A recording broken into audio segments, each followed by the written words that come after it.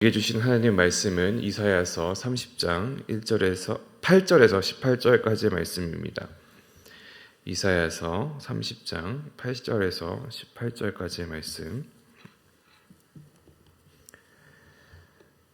교독하시겠습니다.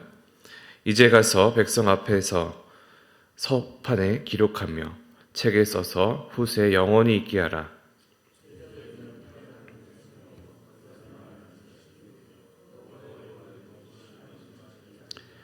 그들이 선견자들에게 이르기를 선견하지 말라. 선지자들에게 이르기를 우리에게 바른 것을 보이지 말라. 우리에게 부드러운 말을 하라. 거짓된 것을 보이라.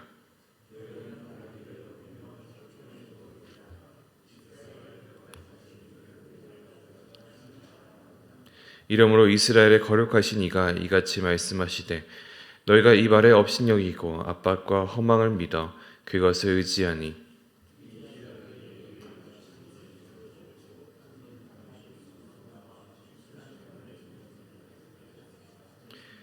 그가 이 나라를 무너뜨리되 토기장이가 그릇을 깨뜨림같이 아낌없이 부수시리니 그 조각 중에서 아궁이에서 불을 붙이거나 물 웅덩이에서 물을 뜨를 것도 얻지 못하리라.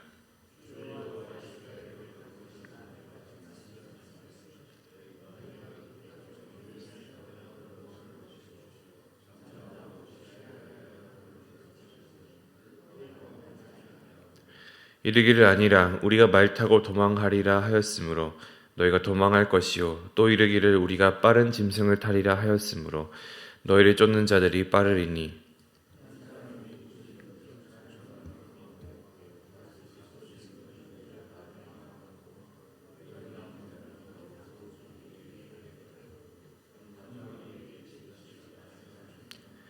그러나 여호와께서 기다리시나니 이는 너희에게 은혜를 베풀려 하심이요 일어나시리니 이는 너희를 긍휼히 여기려 하심이라.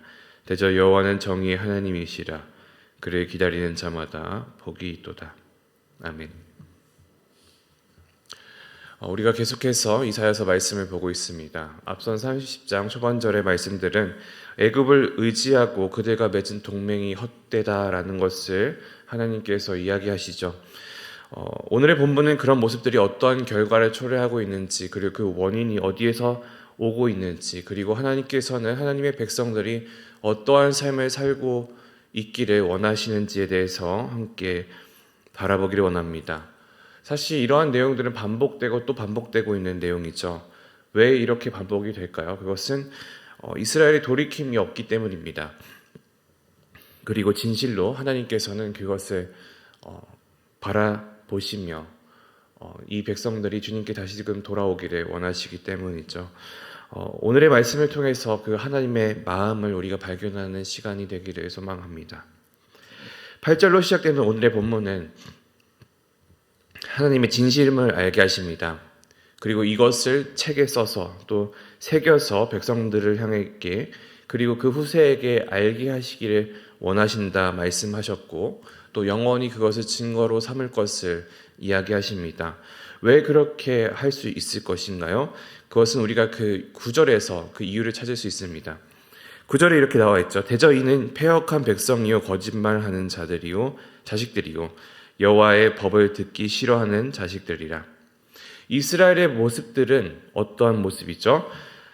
하나님이 그 모습을 직접 지적하시는데 하나님 앞에서 죄된 모습, 거짓의 자녀로서 살아가는 모습, 그리고 하나님의 법, 즉 지혜를 따르기를 원하지 아니하는 모습들이 오늘의 본문에서 하나님께서 직접 지적하시는 이스라엘의 모습입니다. 하나님의 도를 벗어나는 것이죠. 그렇다면 그들의 행적은 어떠한지, 또 하나님은 왜 이렇게 그들을 표현하시는지를 또 10절에서 볼 수 있는데, 공동번역 성서를 보면 이렇게 되어 있습니다. 10절인데요. 계시를 보는 이들에게 계시를 보지 말라 하고 예언자들에게 진실을 우리에게 예언하지 말라 하며 솔깃한 말이나 터무니없는 이야기나 하여라. 선지자들에게 선지자로서 예언을 하지 말라고 하고 선견자들에게 선견하지 말라. 앞의 것을 보이지 말라. 결국 하나님께서 너희에게 보내주고 있는 이스라엘 백성들에게 알려주고 있는 그 메시지에 대해서 거부하고 있는 모습들을 이야기를 하시는 거죠. 하나님의 음성을 듣기를 거부한다. 바른 말을 듣기를 거부한다. 우리가 듣기 편한 말을 이야기해라. 그 터무니없는 이야기를 하라라는 것을 이야기하고 있는 것입니다. 이것이 이스라엘 백성들의 모습입니다. 이것은 29장 15절에 나와 있는 모습과 비슷합니다. 29장 15절인데요. 자기의 계획을 여호와께 깊이 숨기려 하는 자들은 화 있을진저 그들의 일을 어두운 데서 행하며 이르기를 누가 우리를 보랴 누가 우리를 알랴 하니. 마찬가지로 하나님의 그 음성을 듣고 하나님의 그 말씀을 들을 수 있도록 그런 장치들이 있고 그런 사람들이 세워져 있지만 이들은 누가 우리를 보랴 누가 우리를 알랴 이야기하듯이 하나님이 자신들을 보고 감찰하신다는 사실에 대해서 절대적으로 거부하고 있는 것을 우리가 볼 수 있습니다. 하나님의 말씀을 듣고 싶지 않아 하는 것이죠. 그리고 11절에서 보듯이 바른 길에서 벗어나기를 원합니다. 그 길을 강요하지 않기를 원하는 건데요. 그래서 세번역 성경에서는 11절을 이렇게 이야기합니다. 그 길에서 떠나가라. 그 길에서 벗어나거라. 이스라엘의 거룩하신 분 이야기는 우리 앞에서 제발 그쳐라 하고 말한다 라고 되어 있습니다. 눈을 감고 귀를 닫은 상태. 앞선 29장에서도 이러한 모습들에 대해서 나오고 있죠. 이스라엘 백성들은 하나님의 그 길에서 벗어나기를 원하고 하나님의 그 길을 이야기하는 것에서 떠나기를 원합니다. 그리고 하나님에 대해서 이야기하는 것 자체를 원하지 않는 모습, 그리고 그것이 선지자를 통해서 선견자들을 통해서 예언자들을 통해서 전달되는 것을 거부하고 있는 모습을 우리가 볼 수 있습니다. 그런 이스라엘에게 하나님께서는 말씀하십니다. 12절입니다. 12절인데요. 이 내용인데요. 너희가 이 말을 업신여기고 압박과 허망을 믿어 그것을 의지한다 라고 이야기를 합니다. 압박과 허망을 의지한다. 이 말은 어떤 의미냐면은 9절에 이야기하고 있는 여호와의 법, 10절에 바른 것, 11절에 바른 길을 이 말이라고 할 수 있는데 이것들을 비천한 것으로 보고 무시한다. 그리고 다른 것을 믿는다 이야기합니다. 압박이라는 단어가 히브리어로 다르게 해석할 수가 있는데 이것을 비뚤어짐으로 해석할 수 있습니다.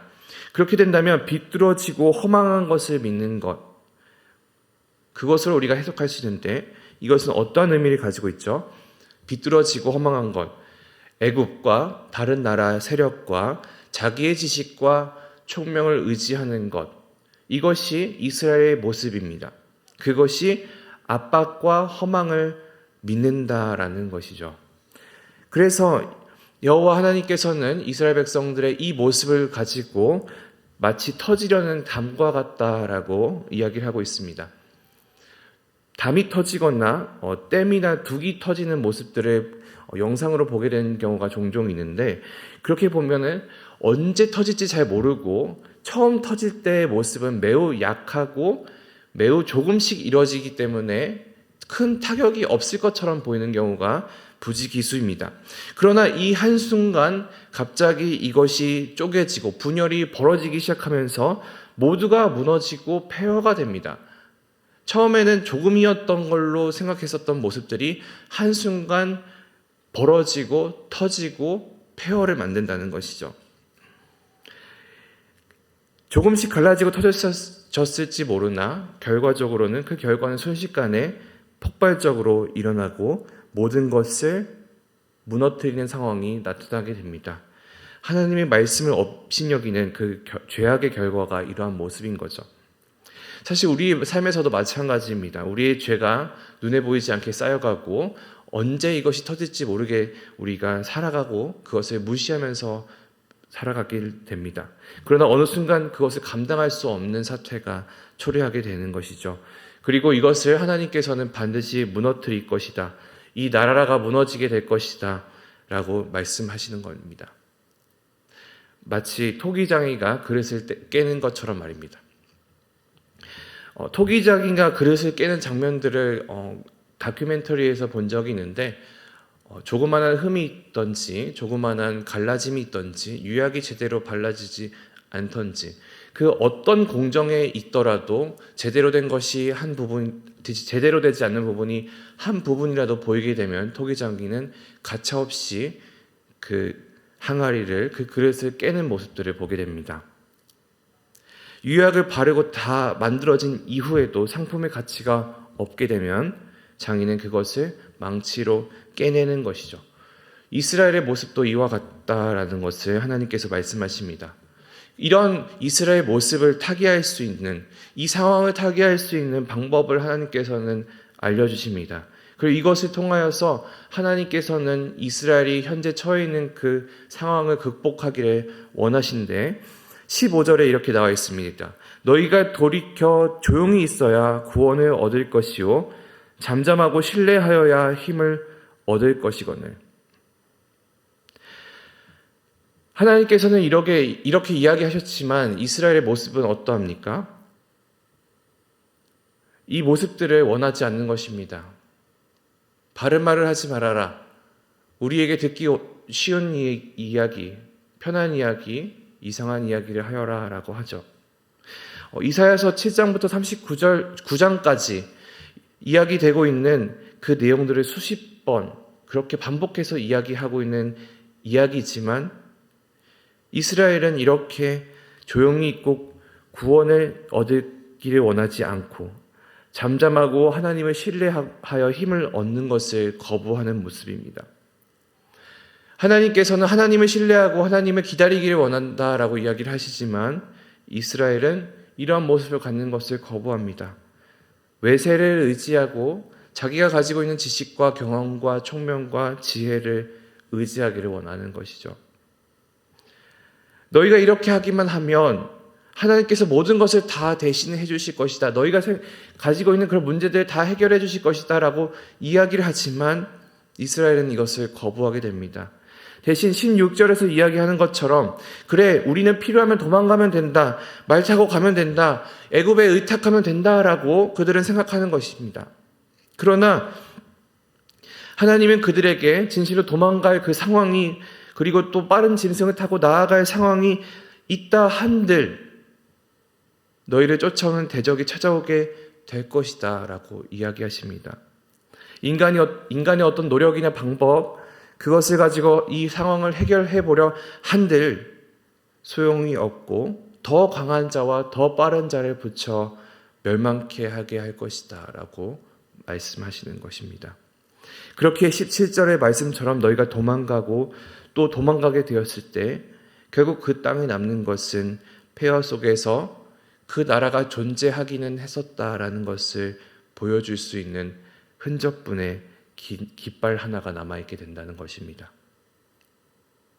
이스라엘이 아무리 애굽을 의지하고 자기의 지식을 의지하고 한들 하나님은 아수르를 사용하여서 그 모든 것을 쓸어내실 수 있다라고 하는 의미입니다. 하지만 한 가지 반전의 희망의 불씨를 남기신 하나님은 말씀하십니다. 우리 18절 한번 같이 읽어볼까요? 시작. 그러나 여호와께서 기다리시나니 너희에게 은혜를 베풀려 하심이요 일어나시리니 이는 너희를 긍휼히 여기려 하심이라. 대저 여호와는 정의의 하나님이시라. 그를 기다리는 자마다 복이 있도다. 하나님께서는 기다리시고 또 기다리신다. 너희를 기다리고 있다라고 선포하십니다. 돌이켜 조용히 있고 잠잠하고 신뢰함을 가지고 살아라 말씀하시죠. 정의의 하나님이 우리의 삶 안에 개입하시고 역사하십니다. 우리가 그 때를 기대하고 기도하면서 기다려야 합니다. 이것이 하나님이 일하시는 방법이고 하나님이 우리에게 복을 주시는 방법이기 때문입니다. 때로는 우리가 이렇게 기도하기도 합니다. 주님, 내가 언제까지 기다려야 하겠습니까? 주님, 내가 언제까지 이 고통 안에서 살아가야 하겠습니까? 하나님이 약속하신 그때는 언제 다가오게 됩니까? 내가 얼마까지 그리고 또 언제까지 참아내야 하겠습니까? 그런데 그럴 때 우리 하나님께서는 이렇게 말씀하시는 것이죠. 내가 준비될 때까지 기다려야 한다. 하나님께서는 우리가 준비되기를 원하십니다. 그리고 잠잠히 기다리고 묵묵히 참아내는 것을 원하신다. 오늘의 말씀을 통해서 이야기를 하시는 것이죠. 우리의 삶이 울퉁불퉁한 바위 같은 그런 모습이었을 때 하나님은 우리가 연단되고 또 인내하면서 그 물퉁한 부분들이 부드러워질 때까지 변화되기를 기다리고 계실 것입니다. 우리의 삶 안에서 참 많은 어려움들이 있고 많은 고난이라고 여겨지는 부분들이 있지만 그 안에서 우리가 정말로 하나님의 살아계심을 믿으며 기다리고 또 기대하는 모습으로 살아가는 우리 성도들 되기를 소망합니다. 기도하시겠습니다. 살아계신 아버지 하나님, 우리의 삶에 많은 어려움들과 고통들이 있기에 하나님을 의지하지 못한 채 내가 원하는 방식대로 또 내가 가지고 있는 그런 지혜대로 살아가려 하고 있었음을 주님 앞에 고백합니다. 우리가 언제까지 기다려야 할지, 언제까지 이 고통 안에 살아야 할지 그것을 참아내기 너무 힘들기 때문에 하나님을 원망하고 또 언제까지 이 고난 안에 있어야 할지 몰라 하나님을 떠다녀 할 때도 있음을 주님 앞에 고백합니다. 하지만 하나님, 주님께서 우리에게 말씀하시고 묵묵히 잠잠히 기다리고 인내하기를 원한다 말씀하셨던 그 말씀을 기억하며 우리가 준비될 때까지 기다리며 살아갈 수 있는 우리의 삶의 모습이 될 수 있도록 주님 인도하여 주시옵소서. 하나님은 우리에게 수도 없이 말씀하시며 주님의 길이 무엇이고 또 주님의 백성으로서 살아가는 모습이 어떠한 삶인지를 말씀하셨듯이 하나님, 우리가 그 삶을 살아내게 하여 주시며 온전히 우리 삶 안에서 인도자 되어 주시고 주인 되어 주시는 아버지 하나님을 신뢰하며 살아가는 우리의 삶의 모습이 될 수 있도록 주님 인도하여 주시옵소서. 우리를 인도하시고 지키시는 주 아버지 하나님을 찬양합니다. 감사드리며 살아계신 예수 그리스도 이름으로 기도했습니다. 아멘.